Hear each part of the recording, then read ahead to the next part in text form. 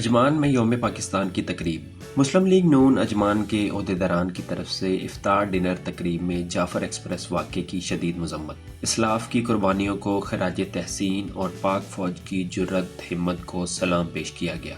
تقریب کے میزبان چودھری عبدالغفار اور شہباز غفار کا کہنا تھا، یوم پاکستان کی مبارکباد پیش کرتے ہیں۔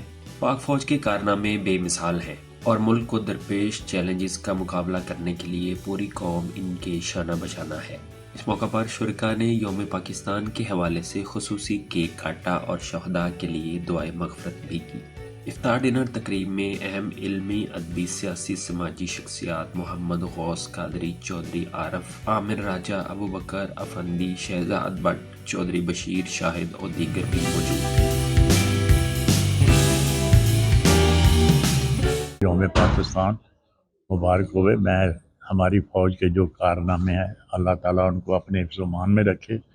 انہوں نے ہمارے ملک اور قوم کو سنبھالا ہوا ہے، اور یو اے ای کے ہم بہت مشکور ہیں جنہوں نے ہمارے ساتھ ہر مشکل وقت میں ہمارا ساتھ دیا۔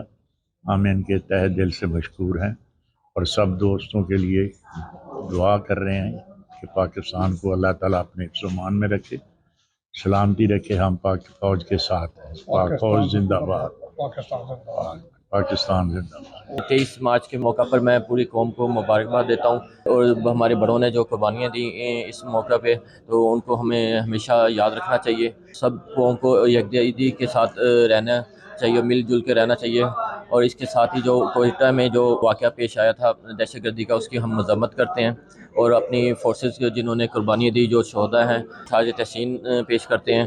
تو اس موقع پہ پوری قوم ہماری آرمی اور ہماری پاک فوج کے ساتھ ہے۔ ہم ہمیشہ ان کے ساتھ شانہ بشانہ کھڑے ہیں۔